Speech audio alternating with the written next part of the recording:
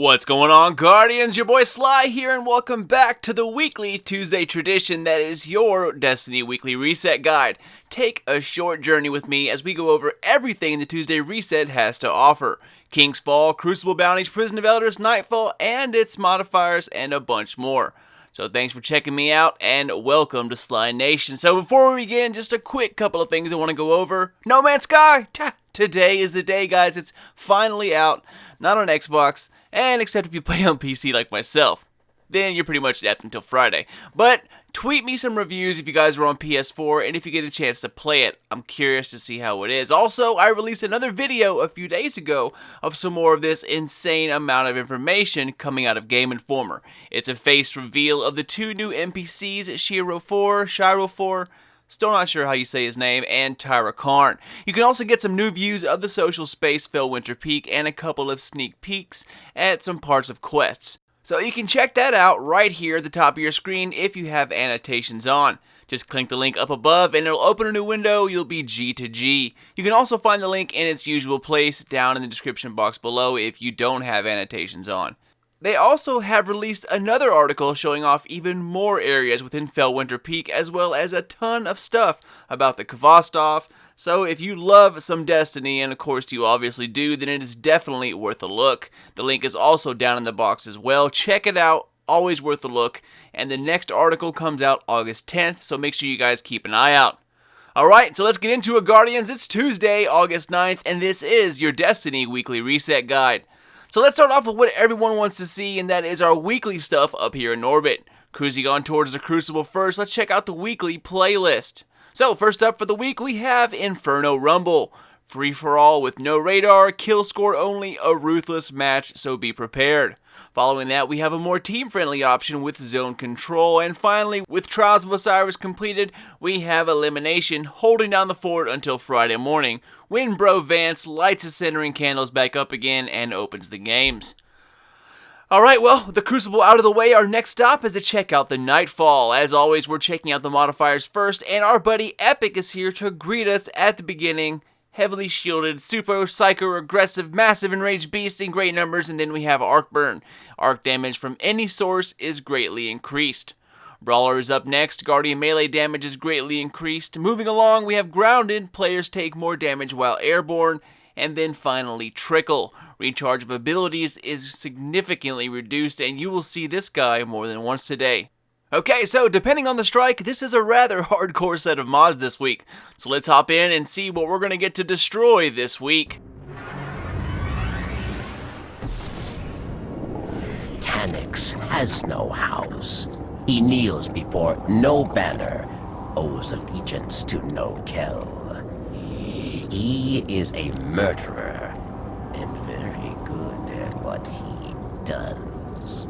Tanix, so no abilities to speak of or supers. You can't jump, and it's Arc Burn with Fallen. This ought to be a fun Nightfall, guys. A fun Nightfall indeed, especially with a Walker tank shooting Arc Snipers, and Arc Dregs. Not to mention, jumping away from a Captain Shrapnel launcher will pretty much kill you. So, have fun with that. Alright, well maybe that was the ultimate scenario, but I still foresee death for a lot of people this week. Alright, well I went to go take a peek at the fight inside between the Hive and Fallen to see if the wizards were pretty much destroying everyone in there. And I got wrecked before I even got in the first encounter, so that was pretty fun. Alright, well next up we're checking out is the weekly heroic modifiers. And as always, we start out with Epic's little brother, Heroic.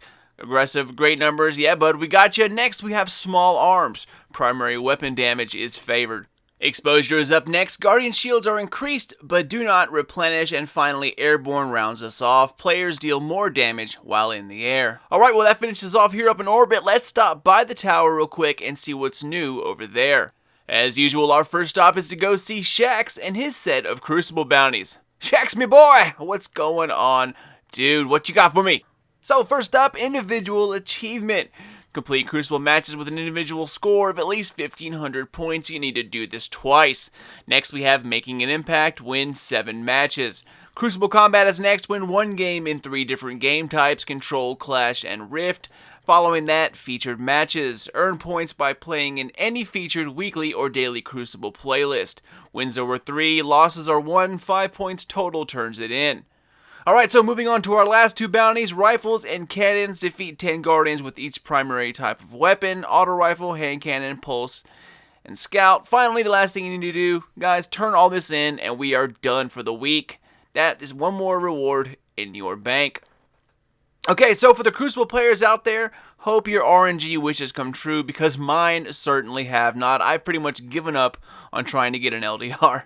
Either way, for the Raiders out there who have a crazy amount of Worm Spore to give up, you can head over to Dead Orbit and get rid of it all. Arak Jalal is accepting Worm Spore for Reputation this week. So raid away, pile up that Wormy Spore, and get that exotic class item.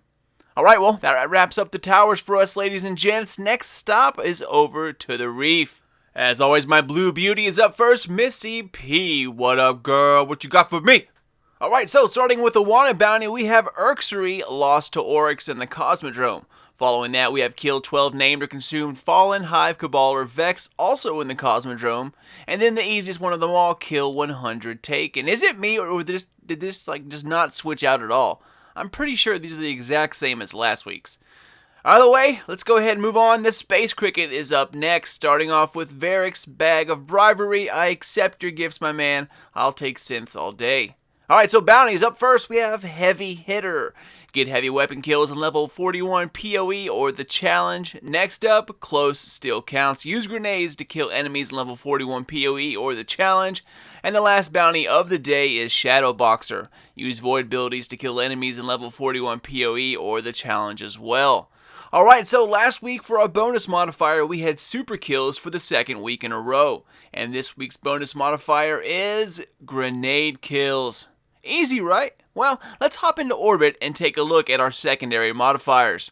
Now, you just saw that it is kills with grenades for our bonus modifier this week, but the others are Solar Burn. Solar damage is greatly increased from all sources, and remember what I said earlier? Yep, Trickle pokes his ugly face in here as well. Recharge of abilities is greatly reduced. So yeah, don't expect we're going to be seeing some crazy high scores this week with these mods on, but it seems like this is the first time the Challenge of the Elders will actually be a challenge, right? I actually think this is the first time I've ever seen Solar Burn or any kind of elemental burn in the Challenge of Elders, at least since it's been out.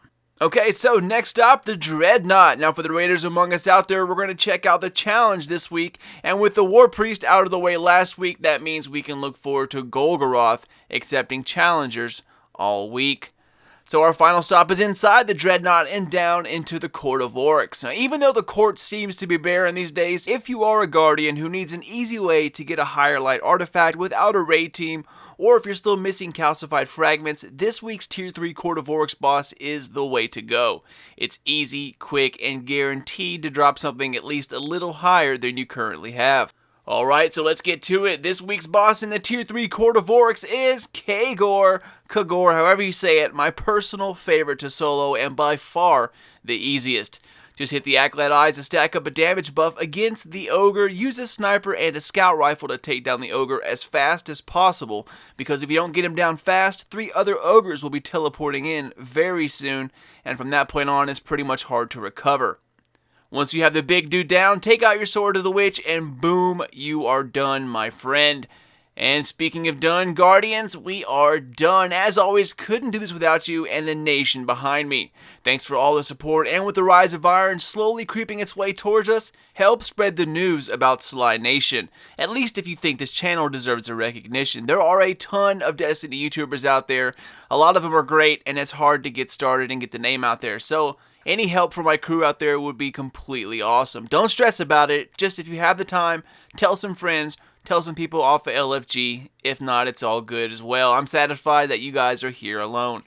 As always, if you want to stay up to date on anything Rise of Iron, updates, leaks, as well as information and updates about the division, follow me on Twitter at SlyNation. It is the best place to stay up to date on all of your favorite games, as well as new uploads from my channel. Thanks again, Guardians, ladies and gents. I'm working on more content as we speak, so keep coming back and looking out for more vids coming out of Sly Nation here very soon. But until then, this is your boy Sly. Done, gone, out.